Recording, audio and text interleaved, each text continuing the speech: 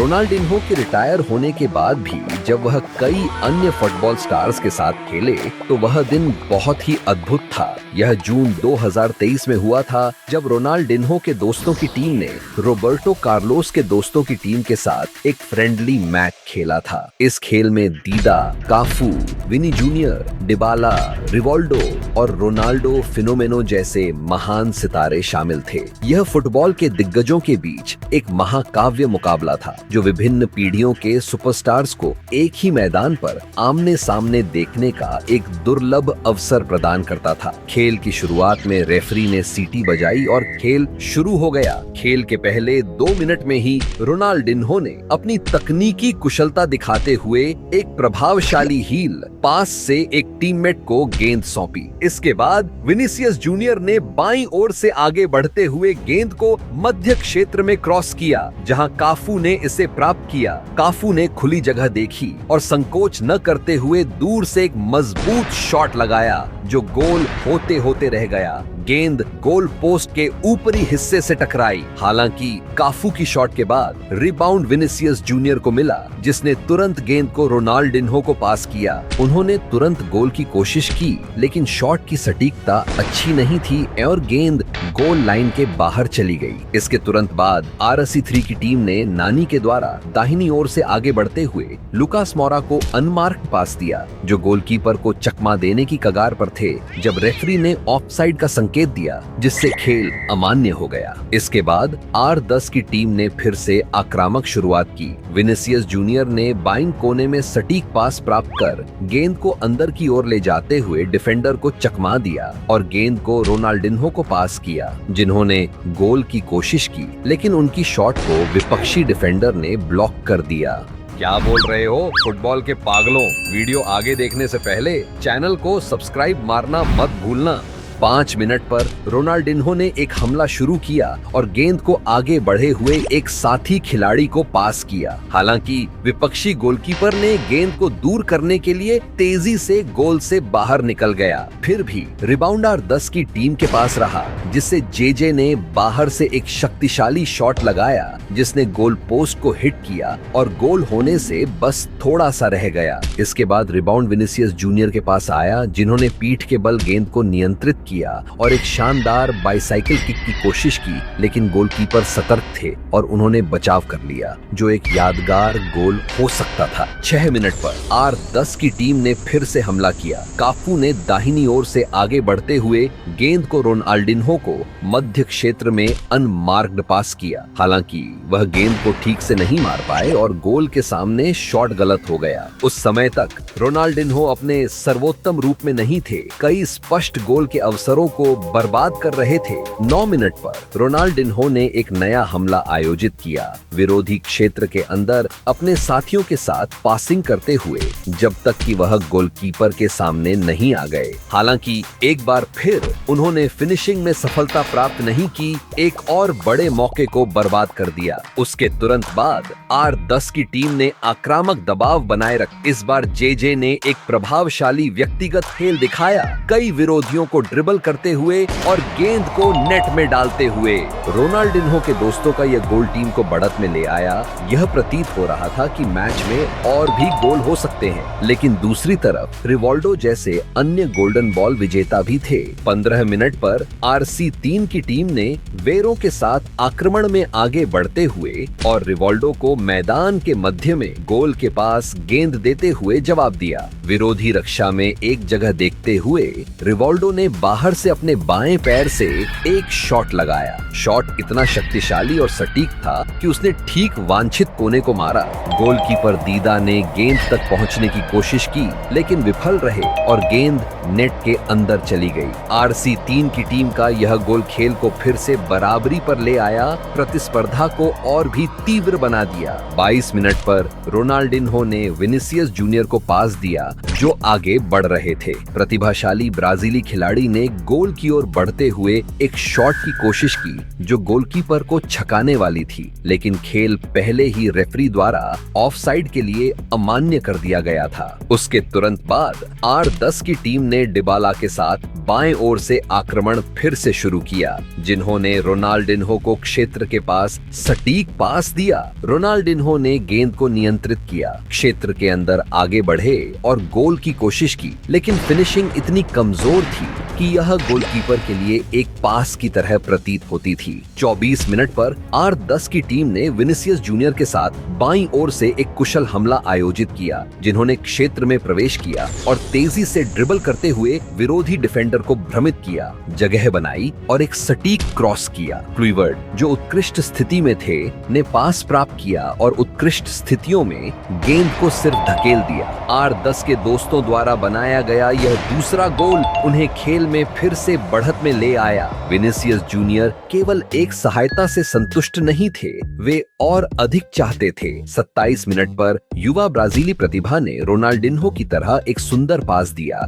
जबकि धोखे से दूसरी ओर देखते हुए इस प्रकार अपने प्रतिद्वंद्वियों को इस तकनीकी चतुराई से भ्रमित किया। काफू, खेल के प्रति बहुत सजग, ने गेंद को सटीक रूप से प्राप्त किया और तुरंत विरोधी गोल की ओर बढ़े। जब वे गोलकीपर के सामने आए तो उन्होंने एक परिष्कृत शॉट लगाई, गोलकीपर को छकाते हुए गेंद को नेट में डाल दिया। काफू के इस शानदार गोल ने दर्शकों से उत्साहित तालियों को जगाया, जो इस सुंदर खेल के अंत में एक यादगार गोल देखकर विस्मित थे। इस गोल के साथ R10 के दोस्तों की टीम ने अपनी बढ़त को और भी मजबूत किया, मैच में अपनी अगुवाई को सुदृढ़ किया। 30 मिनट के करीब रोनाल्डिन्हो ने जेजे को पास दिया, जिसने गोलकीपर को ड्रिबल करते हुए एक अद्भुत बैकहील शॉट लगाया जो गोल की ओर बढ़ रहा था। हालांकि जिस पल में गेंद गोल लाइन को पार करने वाली थी, काफू ने हस्तक्षेप करते हुए फिनिश किया, जिससे रेफरी ने ऑफसाइड का निशान दिया और खेल को अमान्य कर दिया। उसके बाद RC3 की टीम ने एक संगठित खेल के साथ प्रतिक्रिया दी, जिसमें विलियम ने एक सुंदर पास बड़े क्षेत्र में भेजा। लुकास मोरा, जो अपनी तेजी के लिए जाने जाते हैं, ने गेंद को तेजी से प्राप्त किया और एक कुशल फिनिश के साथ खेल को पूरा किया। RC3 के दोस्तों द्वारा की गई यह गोल, जो अभी भी पेशेवर सक्रिय हैं, ने दिखाया कि युवा खिलाड़ियों की शारीरिक ऊर्जा कितनी महत्वपूर्ण है और यह खेल को एक विशेष गतिशीलता प्रदान करती है। 30 मिनट पर रोनाल्डिन्हो, जो बाएं ओर स्थित थे, ने अपनी टीम के आक्रमण में योगदान दिया।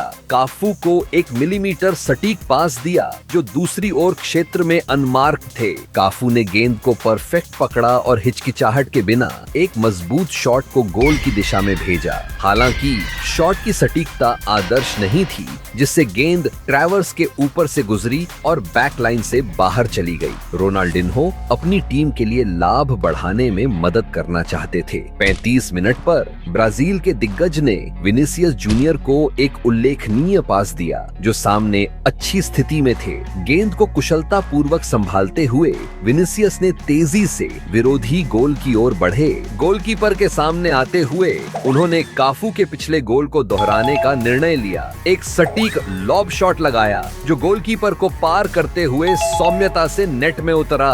विनिसियस जूनियर का यह शानदार गोल रोनाल्डिन्हो के सहायता से R10 की टीम के लाभ को और भी बढ़ा दिया, उनकी मैच में श्रेष्ठता को मजबूत किया। जैसे जैसे खेल 40 मिनट की ओर बढ़ रहा था, R10 की टीम ने एक और हमला शुरू किया। काफू ने दाहिने ओर से आगे बढ़ते हुए विरोधी क्षेत्र में प्रवेश किया। उन्होंने फिर एक पास पीछे किया, रोनाल्डिन्हो को एक अनुकूल स्थिति में पाया। गेंद प्राप्त करते हुए और देखते हुए कि गोलकीपर विस्थापित थे, रोनाल्डिन्हो ने एक चतुर शॉट लगाया जो डिफेंडर के ऊपर से गोल की ओर था। हालांकि गोलकीपर समय पर वापस आ गए और एक महत्वपूर्ण बचाव किया, रोनाल्डिन्हो के एक यादगार गोल को रोक दिया। इस बीच विनिसियस जूनियर गोल करने के लिए उत्सुक थे। 33 मिनट पर युवा ब्राजीली स्टार ने अपनी क्षमता दिखाते हुए डिबाला को एक निर्दोष पास दिया, फिर पूरे मैदान को दौड़ते हुए गेंद को वापस प्राप्त किया। जब विनिसियस जूनियर ने गेंद को वापस पाया और गोलकीपर के साथ आमने सामने थे,